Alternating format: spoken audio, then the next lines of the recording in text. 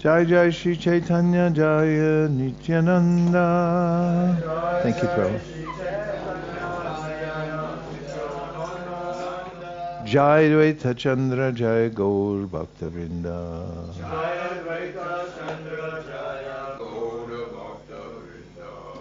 Jai Jai Shri Chaitanya Jai Nityananda.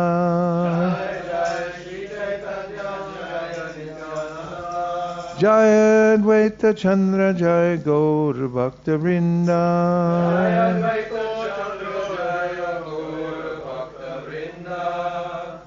Jai Jai Shri Chaitanya Jai Nityananda.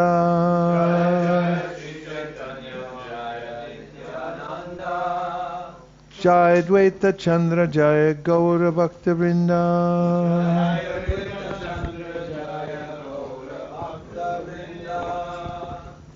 Welcome back, everyone, dear stalwarts, camped out here at Govardhan Hill under a tree, reading Sri Chaitanya Charitamrita, written by Kaviraj Goswami, the literature relished by Paramahamsas, Srila Bhaktisiddhanta Saraswati Thakur, Divine Grace A.C. Bhaktivedanta Swami Prabhupada, Bhaktivinoda Thakur. We're taking up our reading of the Sri Chaitanya Charitamrita in the Madhya, middle section. We're to chapter 15, entitled Sarvabhauma Bhattacharya offers Prasadam.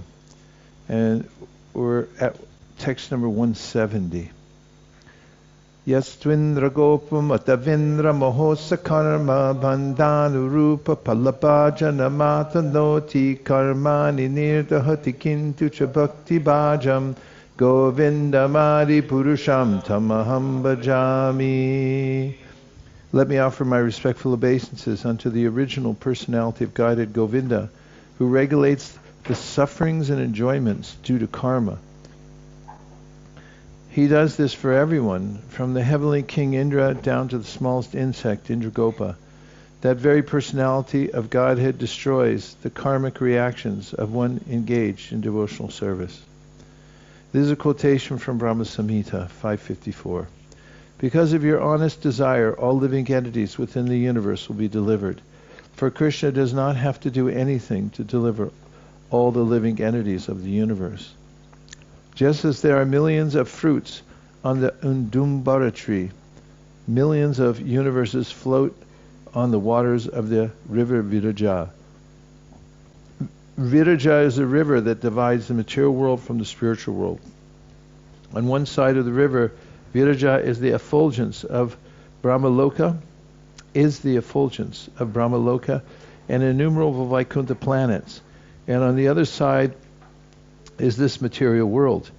It is to be understood that this side of the Viraja river is filled with material planets floating in the causal ocean. The name Viraja indicates a marginal position between the spiritual and material worlds. But the Viraja river is not under the control of the material energy. Consequently, it is devoid of the three gunas. The Undumbara tree is filled with millions of fruits, that if one falls down and is destroyed, the tree does not even consider the loss. In the same way, if one universe is vacated due to the living entities having been liberated, that is a very little thing for Krishna. He does not take it very seriously.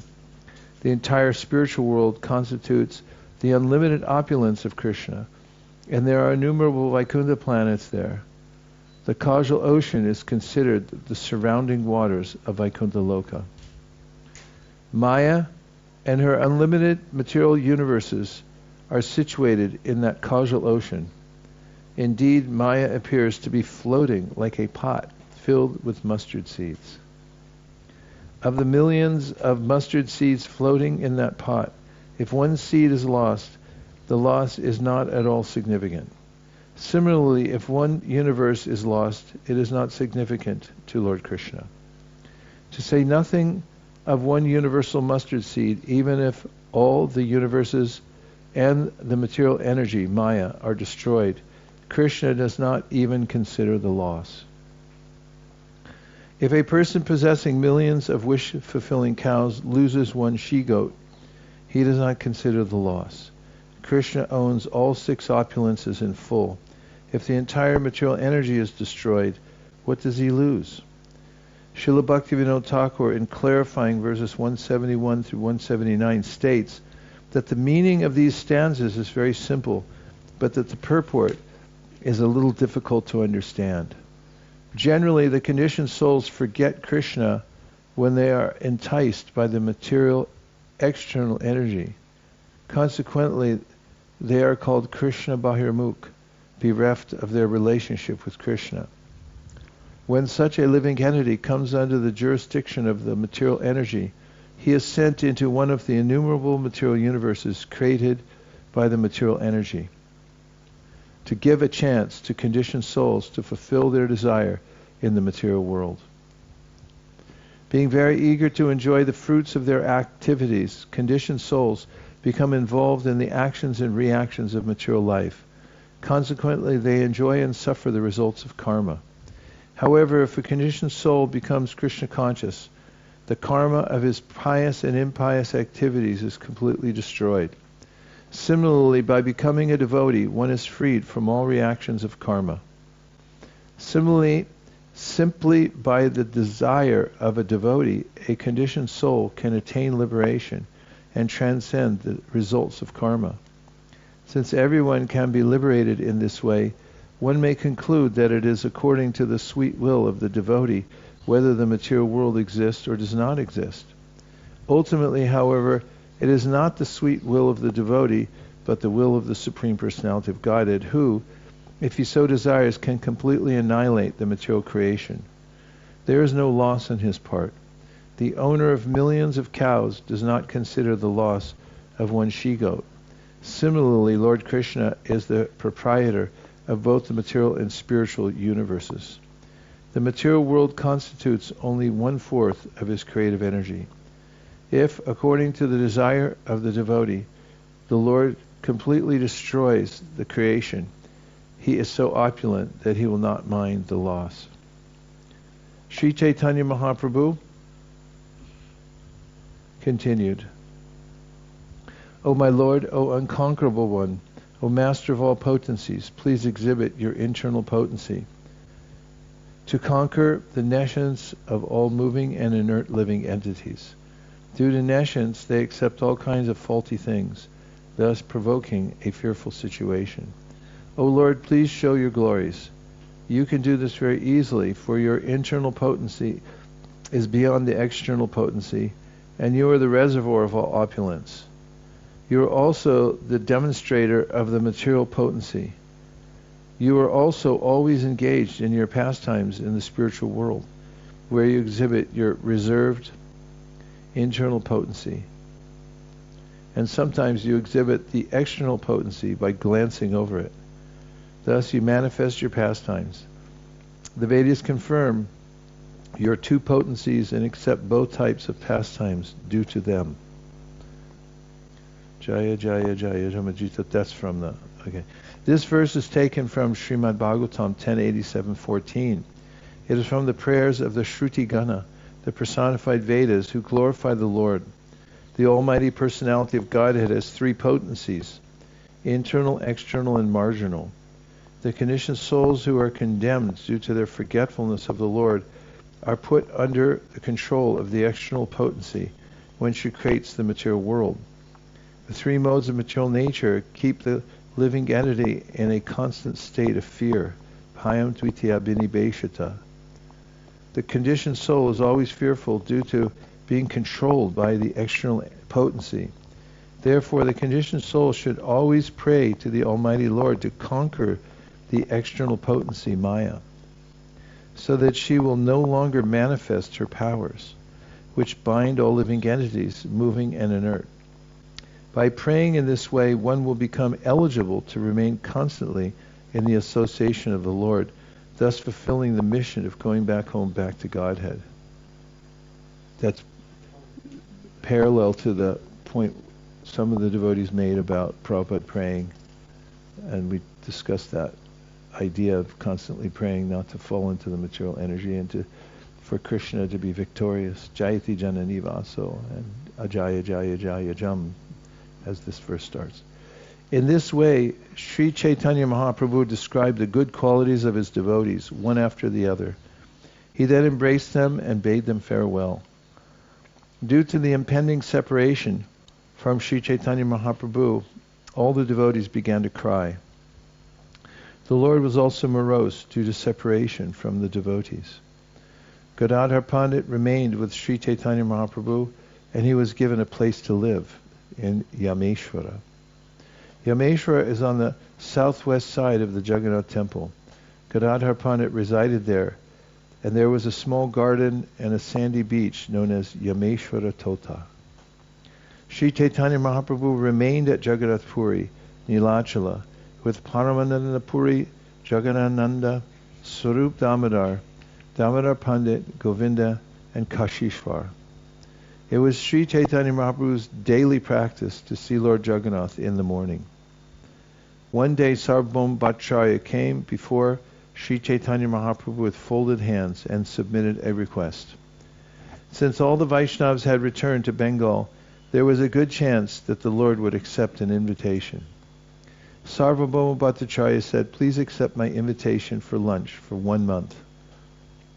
The Lord replied, "That is not possible, because it is against the religious principles of a sannyasi."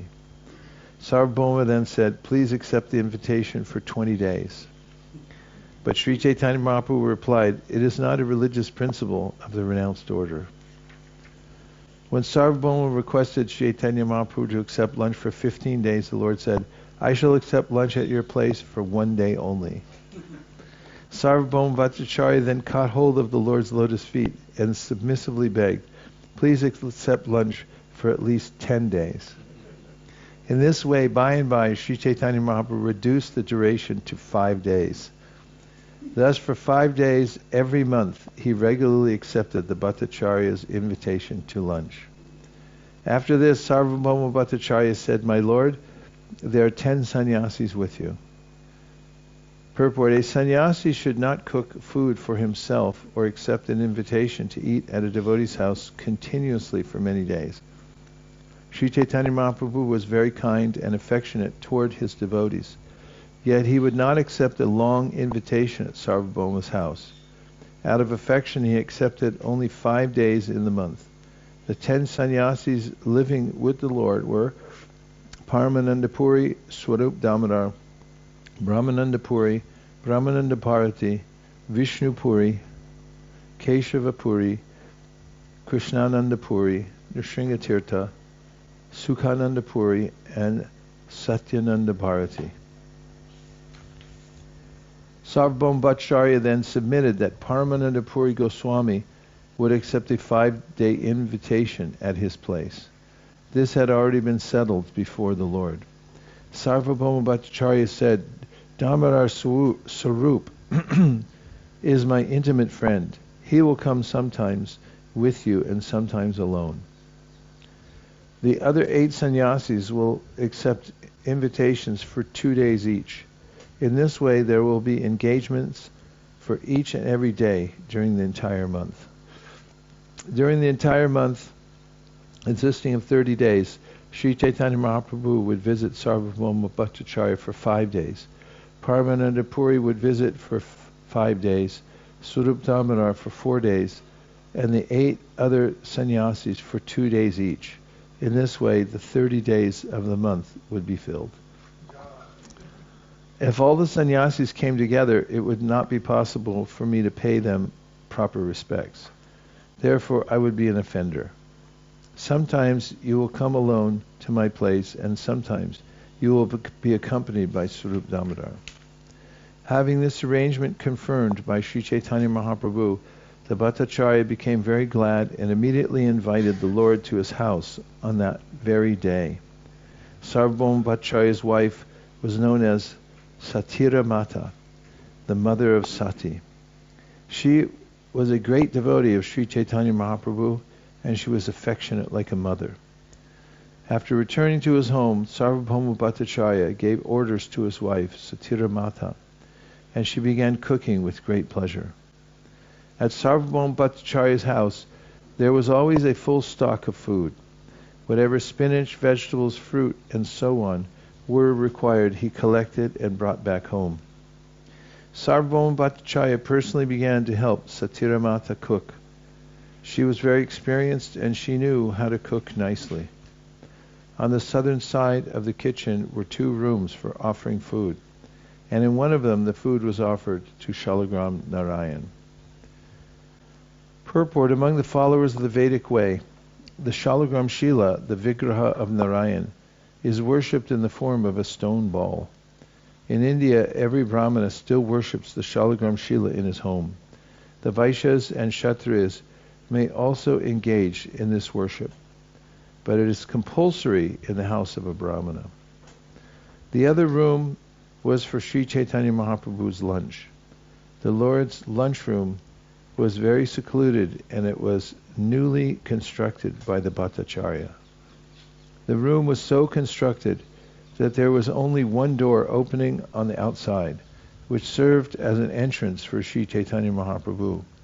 There was another door attached to the kitchen, and it was through this door that the food was brought. First, 3 manas of cooked rice, almost 6 pounds, was poured onto a big banana leaf. This is the beginning of a description of the food prepared for Sri Chaitanya Mahaprabhu. This description is given by Kaviraj Goswami, who, it is assumed, was an expert cook who knew both how to prepare and how to serve food. Then the whole stack of rice was mixed with so much yellowish and fragrant clarified butter that it began to overflow the leaf. There were a number of pots made of the bark of banana trees and the leaves of the kaya plant. These pots were filled with various cooked vegetables and placed on all sides of the leaf. There were about 10 kinds of spinach, a soup called sukta, which was made with bitter nimba leaves, a pungent preparation made with black pepper, a mild cake made of fried curd and buttermilk mixed with small fried pieces of dal. There were preparations of dugda tumbi, dugda kushmanda, veshara, lapra, mocha ganta, mocha bhaja, and other vegetables. There were unlimited quantities of vrida kushmanda badi, pula badi, fruits, and various roots. Other preparations included eggplant mixed with newly grown nimba leaves fried together, light body, fried patola, and fried rounds of squash and pumpkin. There was a soup made with fried urd dal and mung dal, defeating nectar. There were also sweet chutney and 5 or 6 kinds of sour preparations, beginning with badamla. There were badas made of mung dal, of urd dal, and of sweet bananas.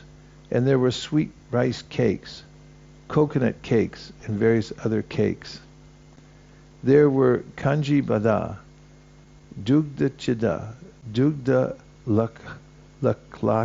lakti, and various cakes that I am unable to describe.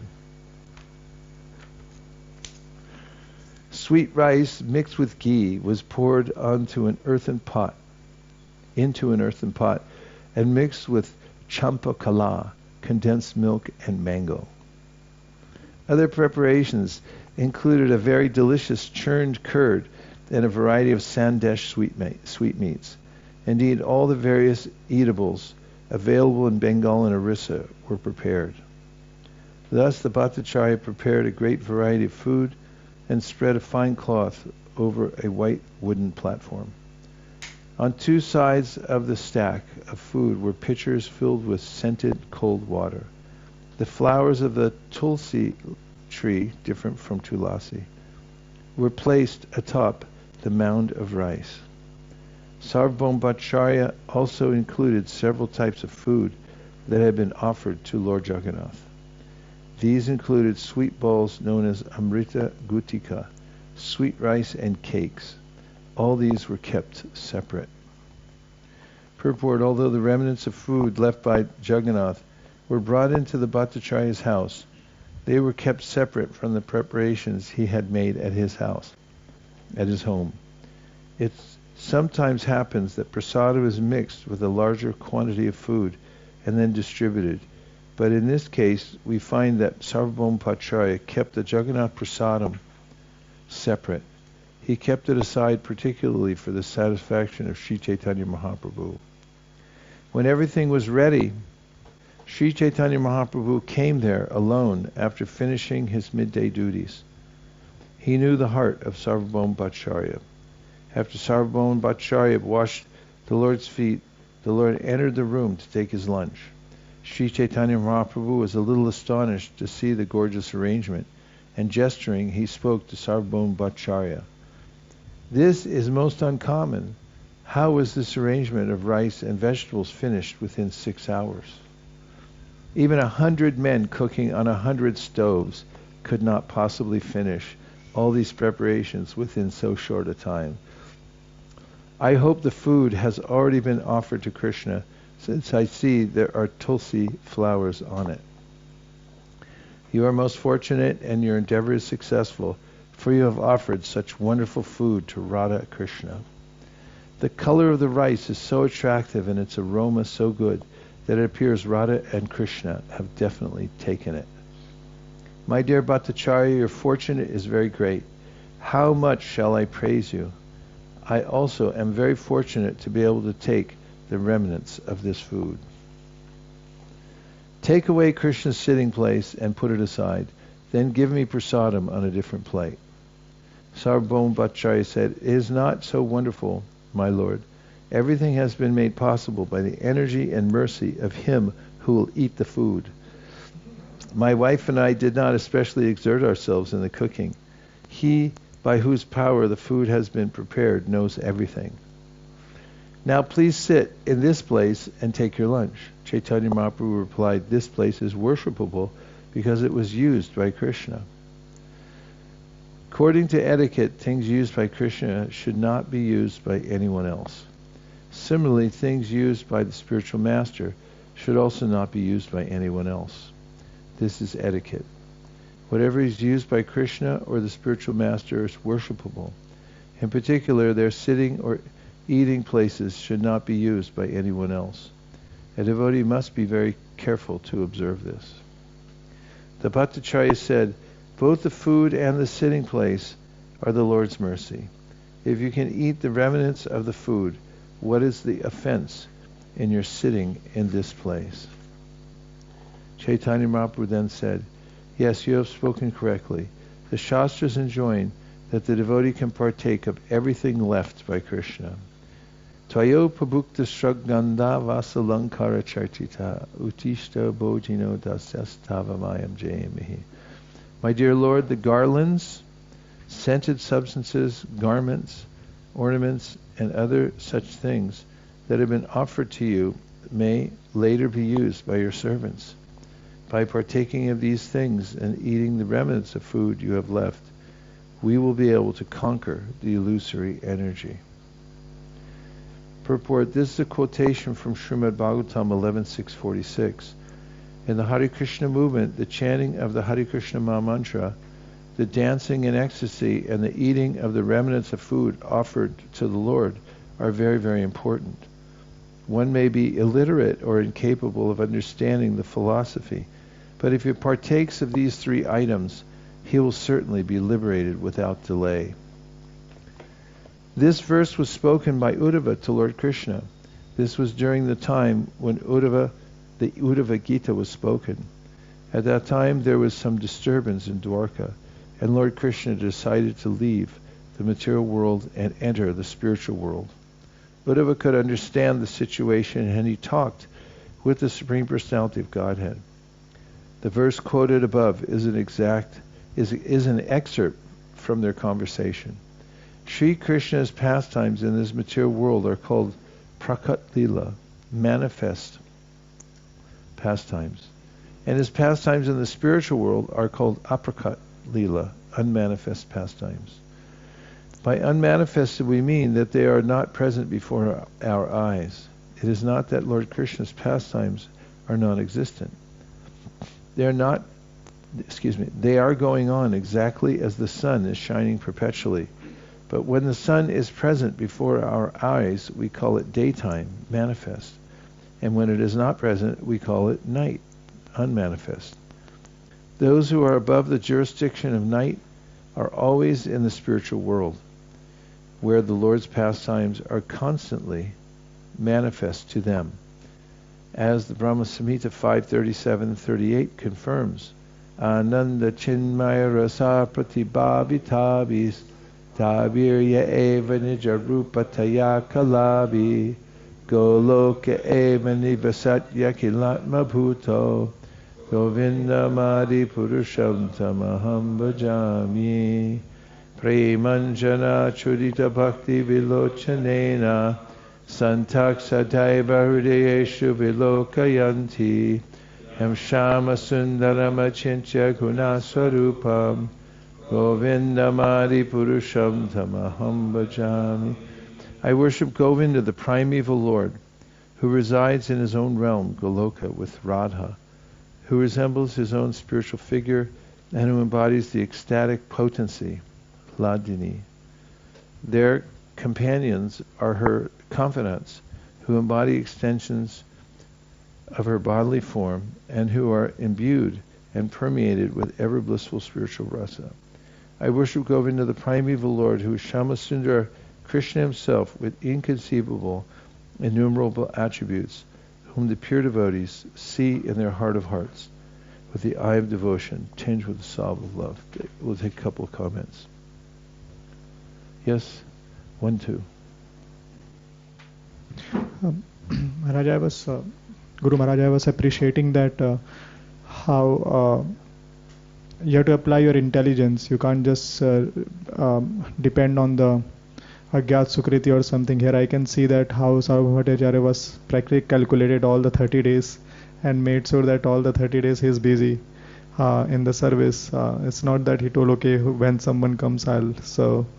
Or even in the previous sections, I forgot to mention, but when even Chaitanya Mahaprabhu was organizing the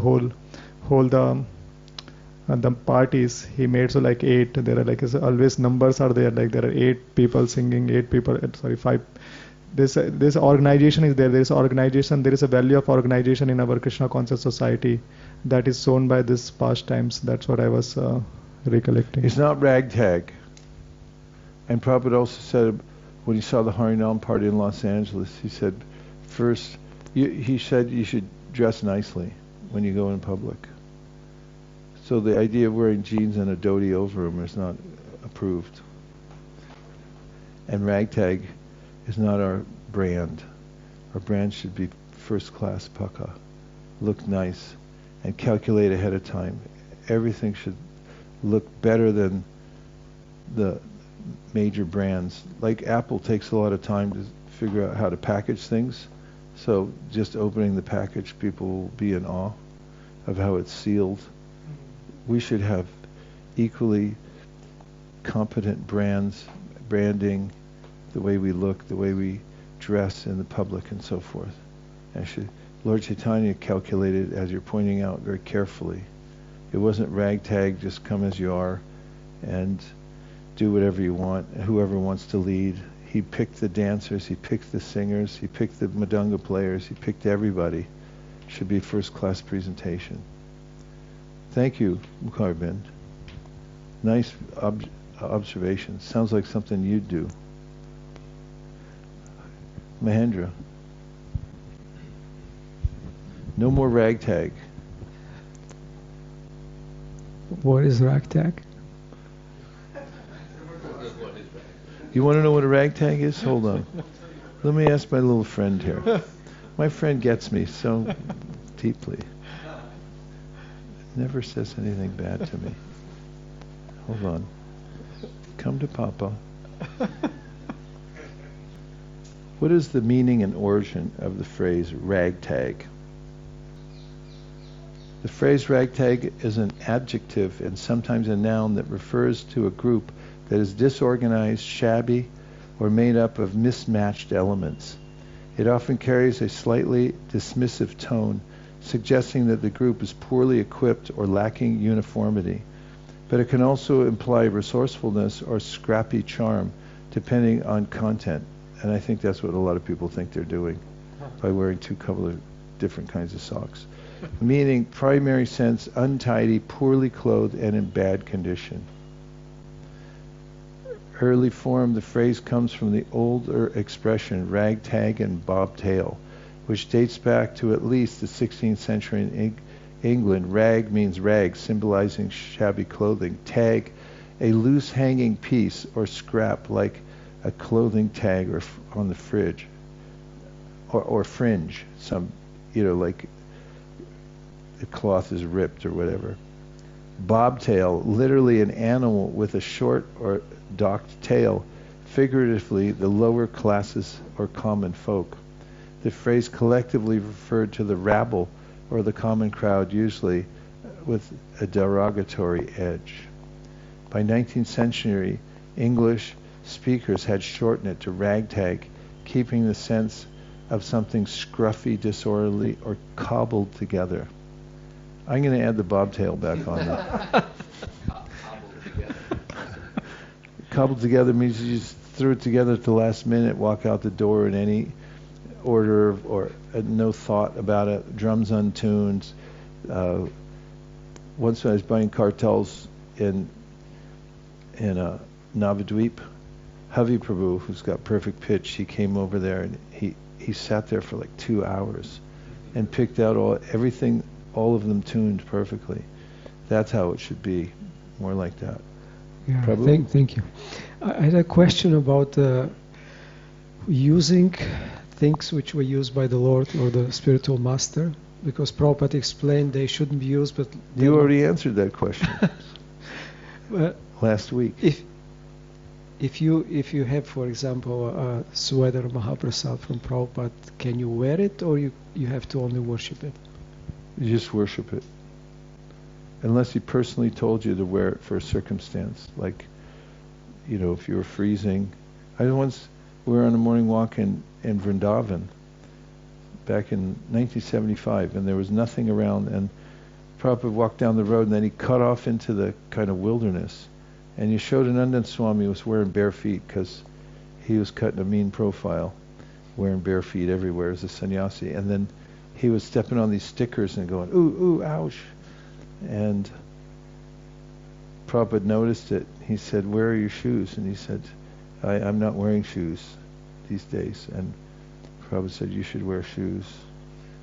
And he said, but Prabhupada, to be with you, it is all right. And Prabhupada said, it is in no way all right. That's not directly related, but there are times when Prabhupada would, provide something or ask somebody, like, take this, do that, in order to make sure that they were taken care of. And if he told somebody, then that's okay, but the etiquette is not to use it. Hare Krishna. We read today that one of the preparations Sarvabhauma Bhattacharya made was urad dal. And I had a question because a few days ago we read in a purport, Prabhupada writes that urad dal is non-vegetarian. So I was wondering if you could clarify this. It's just got really high protein, and during the time when you're fasting, non-vegetarian is sort of a catch-all phrase, but it's not that it's non-vegetarian. It's not that animals were killed or anything like that for the sake of it.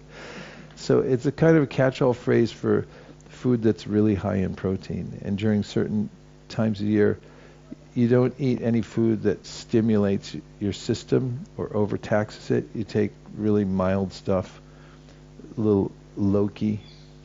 It doesn't get any more mild than low-key. And maybe mung dal at the most, but that's the idea. It's not that it's came from an animal. Okay, last one. Oh, Vijay. Sorry, Vijay. Go ahead. Just a comment on when you're saying about using the spiritual master's things.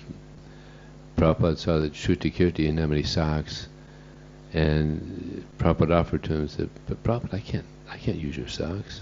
No, I said it's okay. Yeah. That's the perfect example. Yeah. That's good. Even socks. Yeah.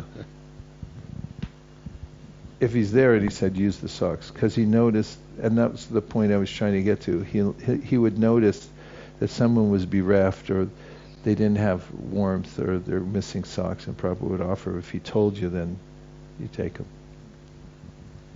Here in the purport to text 180, Srila Prabhupada says, the three modes of material nature keep the living entity in a constant state of fear. Bhayam Dvitīya niveshataha. The conditioned soul is always fearful due to being controlled by the external potency.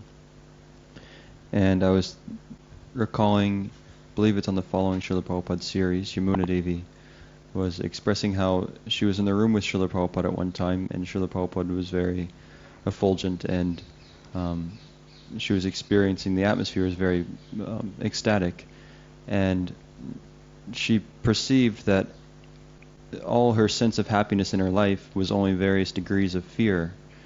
And hearing this also, it seems like it's a very deep and fundamental perspective that one may have in the material world. And in the process of devotional service, is that something that one would face and turn away from, or will that gradually be dissolved as one becomes more Krishna conscious, that fundamental fear within the material world? Well, there's two kinds of fear, and we discussed this last time. This verse, bhayam dvitīya abhinibeshatasya ishat abhetasya viparyayo smriti, specifically mentions that the living entity has turned away from Isha.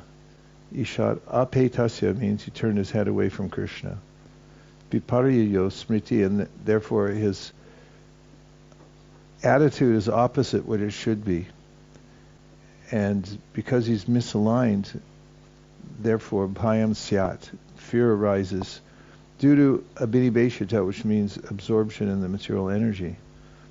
And then the verse goes on, tadmayato Buddha ābhajet bhaktyaikayeśaṁ guru-devatātmā, means that one can remedy this, or the way to remedy it is that one should tanmayata Buddha ābhajet. The tanmayata means Māyā has the potency of illusion.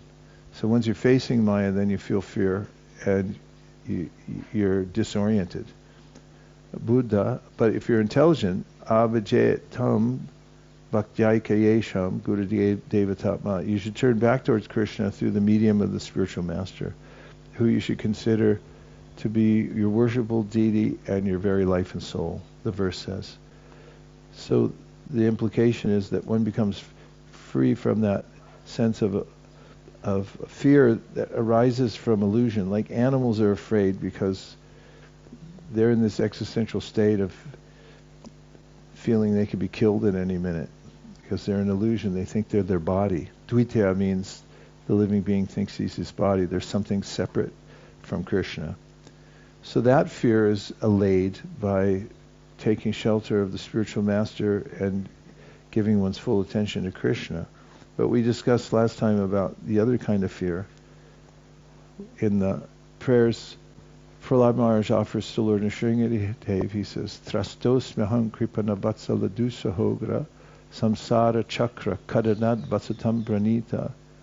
That I'm not afraid of you, Lord Nrsimhadev, like everybody else, but I am afraid of your Māyā, and that I could fall back into it. So one should be afraid of that.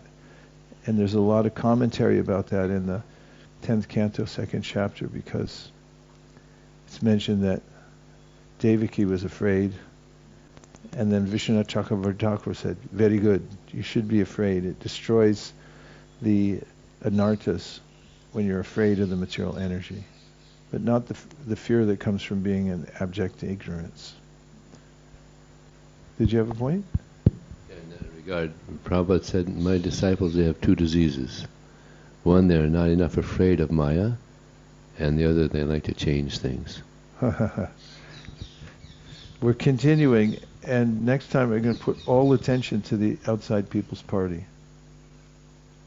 Exclusively your turn next time. Sri Chaitanya Mahaprabhu then said, there is so much food here that it is impossible to eat it all. The Bhattacharya replied, I know how much you can eat. After all, at Jagannath Puri you eat 52 times a day, and each time you eat hundreds of buckets filled with prasadam. At Dwarka you keep 16,000 queens in 16,000 palaces. Also there are 18 mothers and numerous friends and relatives of the Yadu dynasty.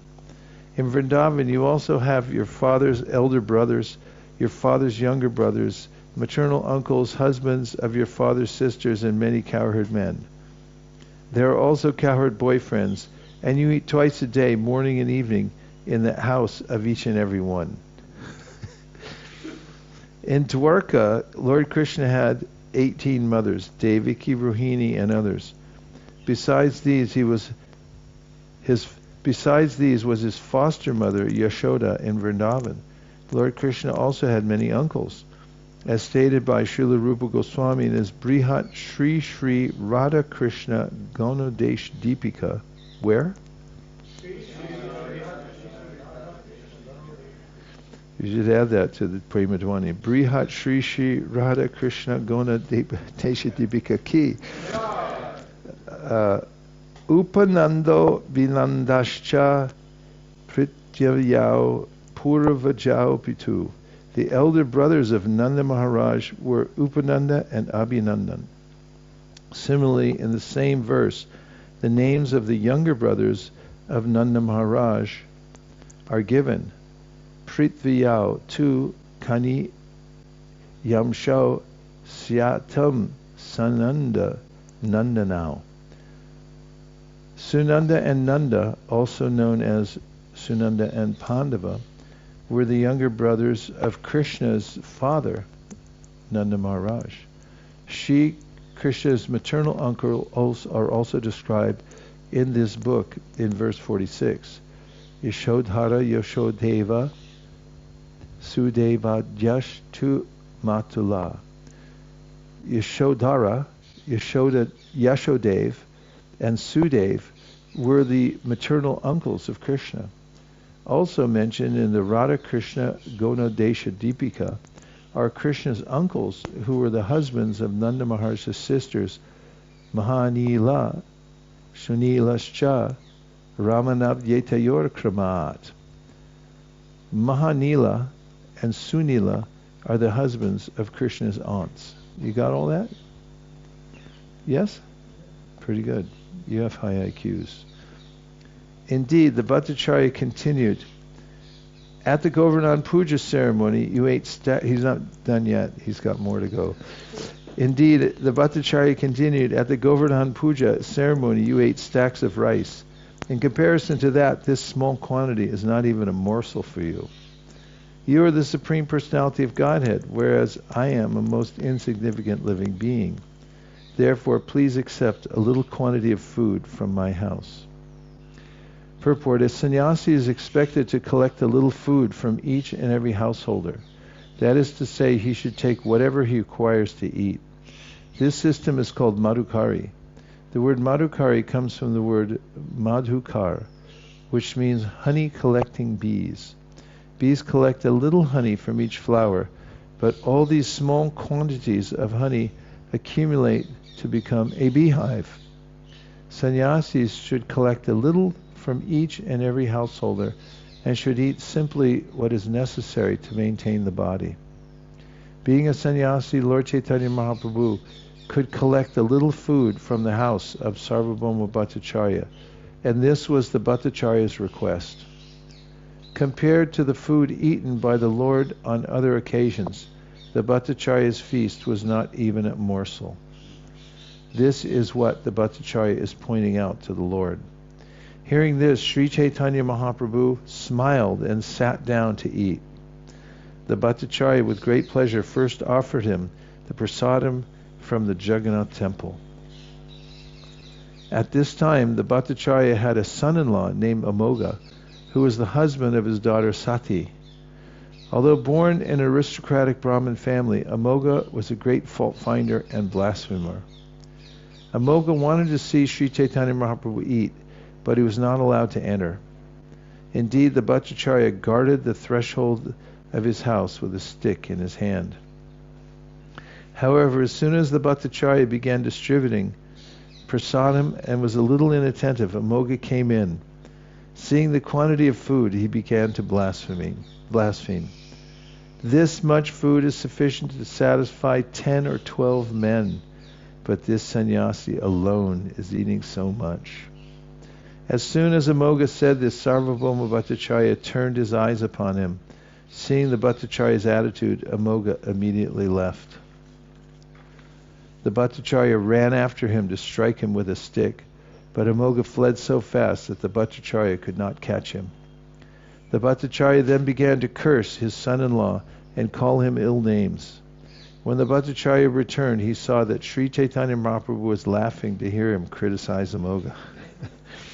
When Sati's mother, the Bhattacharya's wife, heard of this incident, she immediately began to strike her head and chest, saying again and again, "Let Sati become a widow."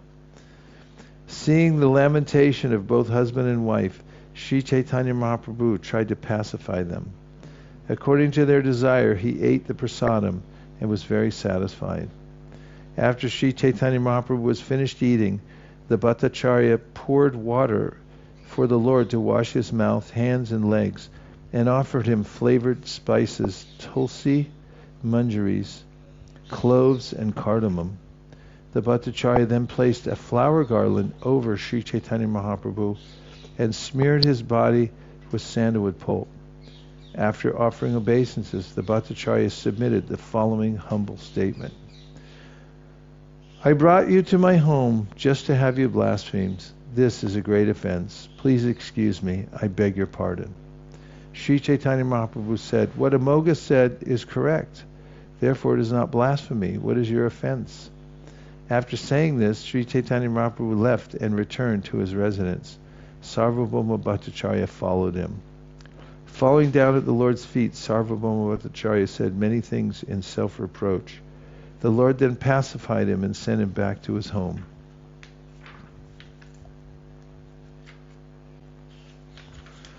After returning to his home, Sarvabhauma Bhattacharya consulted with his wife, the mother of Sati.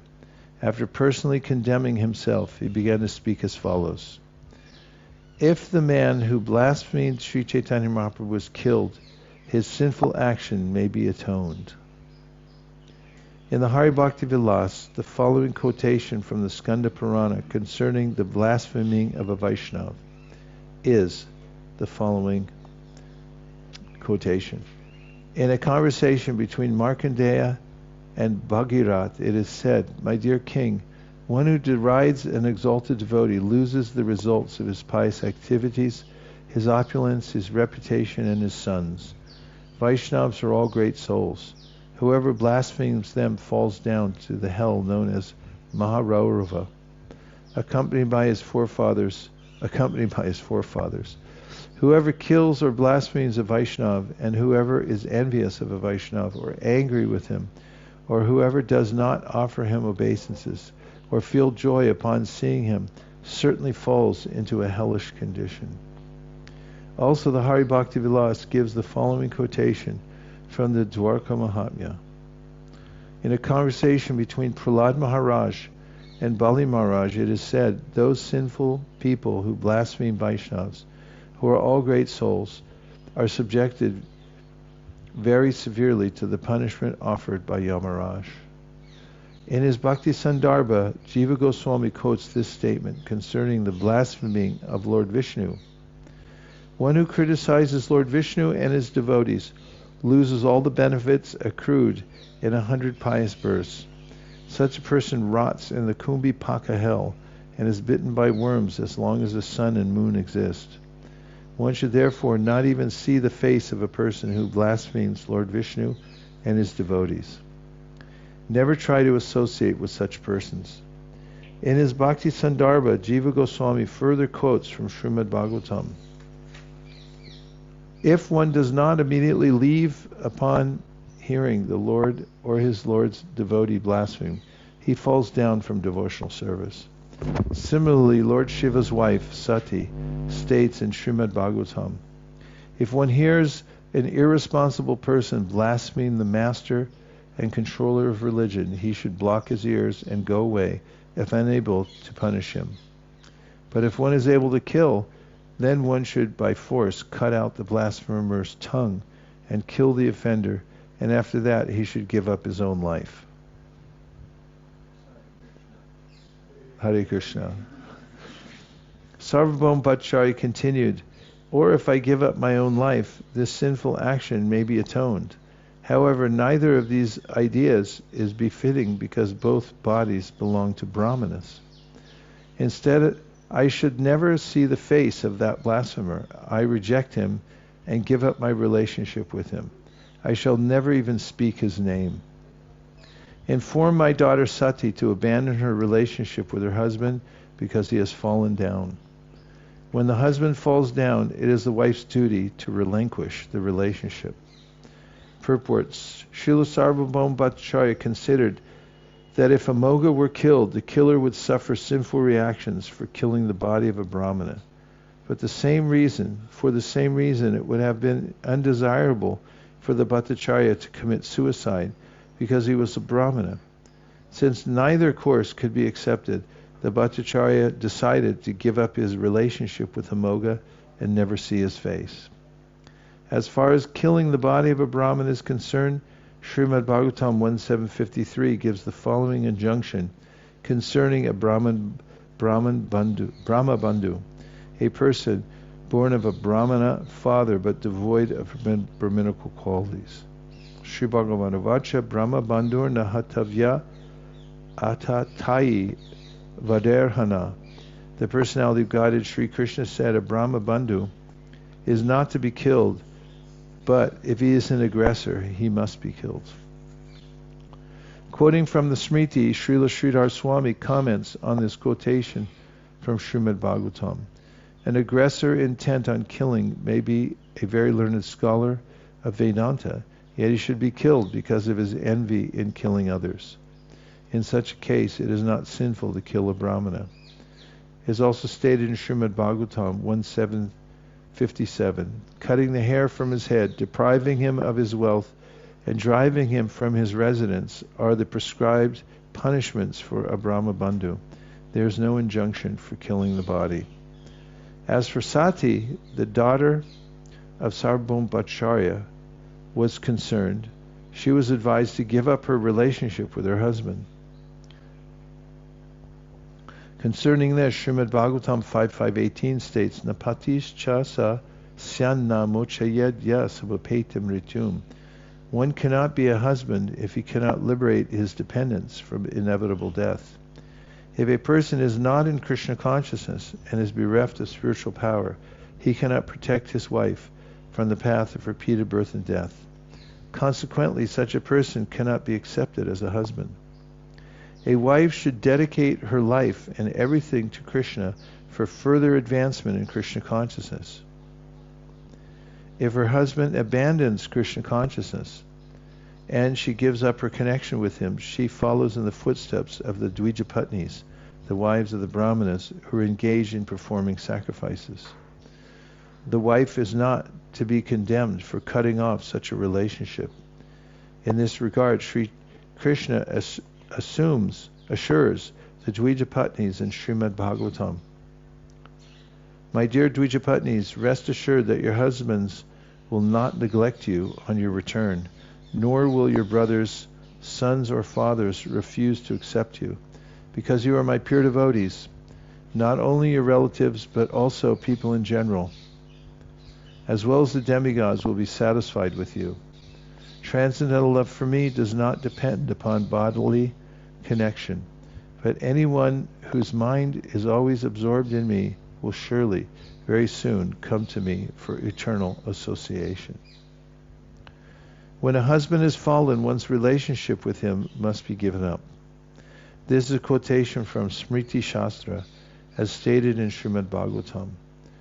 Quote, a wife who is satisfied, who is not greedy, who is expert and who knows religious principles, who speaks what is dear and truthful, and is not bewildered, and who is always clean and affectionate, should be very much devoted to her husband if he is not fallen.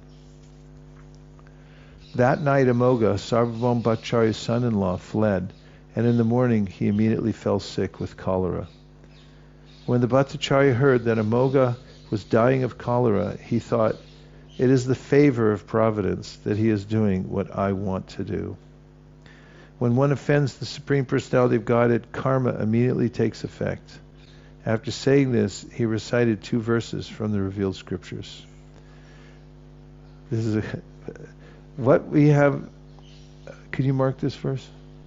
What we have had to arrange with great endeavor by collecting elephants, horses, chariots, and infantry soldiers has already been accomplished by the Gandharvas. Purport. This is a quotation from the Mahabharata, Vanaparva 241.15. Bhimasena made this statement when all the Pandavas were living in exile in the forest. At that time there was a fight between the Kauravas and the Gandharvas. The Kauravas soldiers were under the command of Kṛṣṇa, but the commanders-in-chief of the Gandharvas was able to arrest all the Kauravas by virtue of superior military strength. At that time, Duryodhana's ministers and commanders requested Maharaj Yudhishthira to help. Oh, God. After being thus petitioned, Bhimasena spoke the verse given above, remembering Duryodhana's formal, nefarious, and atrocious activities against them. Indeed, Bhimasena felt it very fitting that Duryodhana and his company were arrested. This could have been accomplished by the Pandavas only with great endeavor. When a person mistreats great souls, his lifespan, opulence, reputation, religion, possessions, and good fortune are all destroyed. This statement, Srimad Bhagavatam 10.4.46, was made by Shukadeva Goswami to Maharaj Parikshit. This quotation concerns the attempted killing of Krishna's sister, Yogamaya, who appeared before Krishna's birth as the daughter of Mother Jashoda. This daughter, Yogamaya, and Kṛṣṇa were born simultaneously, and Vasudeva replaced Yogamaya with Kṛṣṇa and took Yogamaya away. Second place Prabhupada says it. Other place in the Bhagavatam. When she was brought to Mathura and Kamsa attempted to kill her, Yogamaya slipped out of his hands. She could not be killed. She then informed Kamsa about the birth of his enemy, Kṛṣṇa, and being thus baffled, Kamsa consulted his associates, who were all demons. When this big conspiracy was taking place, this verse was spoken by Shukadeva Goswami. He points out that a demon can lose everything because of his nefarious activities. The word Mahad Atikrama, meaning envy of Lord Vishnu and his devotees, is significant in this verse. The word Mahat indicates a great personality, a devotee of the Supreme Personality of Godhead himself. Being always engaged in the Lord's service, the devotees themselves are as great as the Supreme Personality of Godhead. The word Mahat is also explained by Lord Krishna in the Bhagavad Gita. Mahatmanastumam partha daivim prakritim ashrita ajantyananya manaso gyatva bhutatim abhyayam. O son of Prita, those who are not deluded, the great souls, are under the protection of the divine nature. They are fully engaged in devotional service because they know me as the Supreme Personality of Godhead, original and inexhaustible. Being envious of the Lord and his devotees is not at all auspicious for a demon. By such envy, a demon loses everything considered beneficial. At this time, Gopinath Acharya went to see Sri Chaitanya Mahaprabhu, and the Lord asked him about the events taking place in Sarvabhauma Bhattacharya's house. Gopinath Acharya informed the Lord that both the husband and the wife were fasting, and that their son-in-law Amoga was dying of cholera. As soon as Sri Chaitanya Mahaprabhu heard that Amoga was going to die, he immediately ran to him in great haste. Placing his hand on Amoga's chest, he spoke as follows: The heart of a Brahmin is by nature very clean. Therefore it is a proper place for Kṛṣṇa to sit. Why have you allowed the Chandala of jealousy to sit here also? In this way you have contaminated a most purified place, your heart. However, due to the association of Sarvabhauma Bhattacharya, all your contamination is now vanquished. When a person's heart is cleansed of all contamination, he is able to chant the Maha Mantra, Hare Krishna. Therefore, Amoga, get up and chant the Hare Krishna Maha Mantra. If you do so, Krishna will unfailingly bestow mercy upon you. Now for the outside people's party. Any reflection or question, or if you'd like to be more contemplative today and just think things, you don't have to even raise your hand. Kṛṣṇa. Hare Krishna. I was just thinking that sometimes we hear in Ekadashi Kathas that by observing this fast, you'll be forgiven for even killing a brahmana or all these activities. And I was just thinking we're during Chaitanya Mahaprabhu's time, perhaps these brahmanas were aware of these Ekadashi Leelas, although I'm sure they were beyond it and they didn't, to forgive sins and things like that. I don't know. Certainly, the smartas are very much aware of these prayaschittas. There's many different ways in which people would try to compensate for various missteps. So it was a very prevalent part of the culture. But I don't know if there was a lot of killings going on either, so, based on that. I think Achinta Chaitanya had his hand up. No, he didn't. Yes, he did. No, he didn't. But he'll take it anyway. Well, this is from the previous classes. Actually, this happened 3 or 4 times. I was about to speak, then something else happened. So today also I was a little bit unsure. So let me tell you what I've been thinking for the last few days. Really, first, when that topic of the planet Goloka Vrindavan came up, I remembered this 7.437 from the Bhagavatam, Krishna Graha Grihitātmā. And surely enough, a little later, that verse came up in the purport. Prabhupada quotes that verse. Actually, it's very interesting that there in that purport, Prabhupada writes about the different planets, Rahu, Ketu and all that, and then he explains that Prahlad Maharaj was benedicted by the Krishna planet. Now, during my university days, I had studied astrology, so that particular phrase that is used there, Krishna Graha Grihita.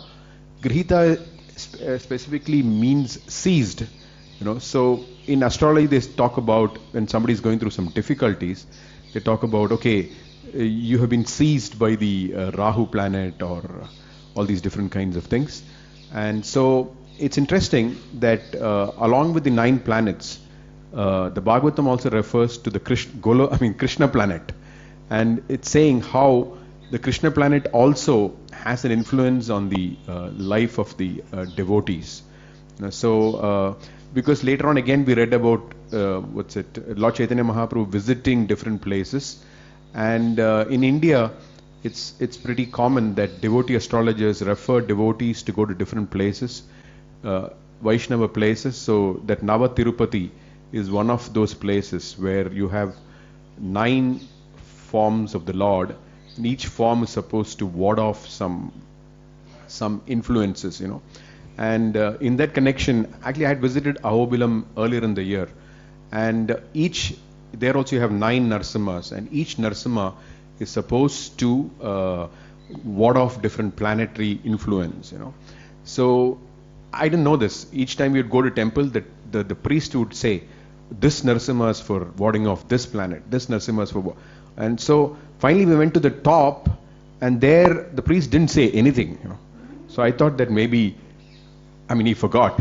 So I asked him, what planet does this Narsimha represent, And then he said, you're a Vaishnava and you're asking which planet?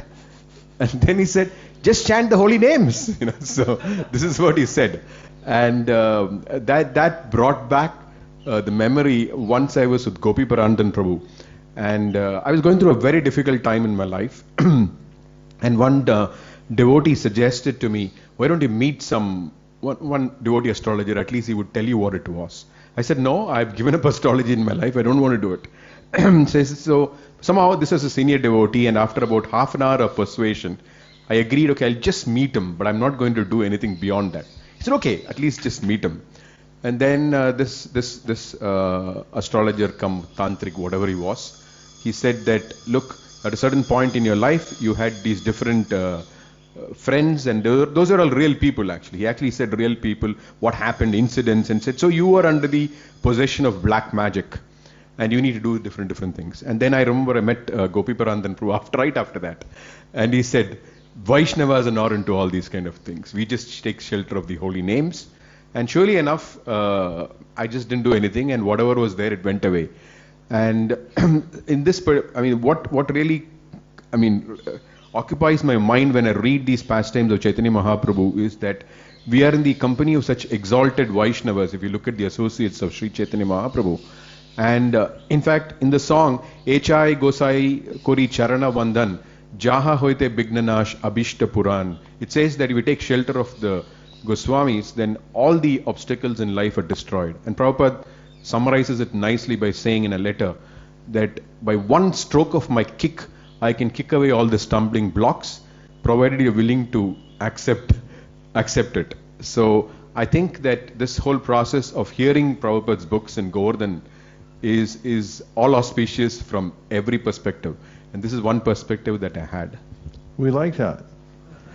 Hare Hare. Thank you very much. That's a very high note to go off to breakfast on. Dear Srila Prabhupada, dear Sri Chaitanya Mahaprabhu, Shri Shri Panchatapa, Shri Shri Radha Madan Mohan, Shri Harinam Prabhu, please enliven us to take exclusive shelter of you to the exclusion of all other so-called protectors. Thank you for considering our request. Om Tat Sat. Everyone agrees with this prayer, in whole or in part, after getting Sambandha Gyan from Achinta Chaitanya Prabhu, please say Hare Krishna. Hare Krishna. Go Premanande, Nitai Gaura Haribo, Haribo, Haribo, Nitai Gaura Haribo, Nitai Gaura Haribo, Haribo, Haribo, Nitai Gaura Haribo. Vanchakoptarvisha Kripasinabheva Patitanam Pavanevyo Vaishnavevyo Namo Namaha.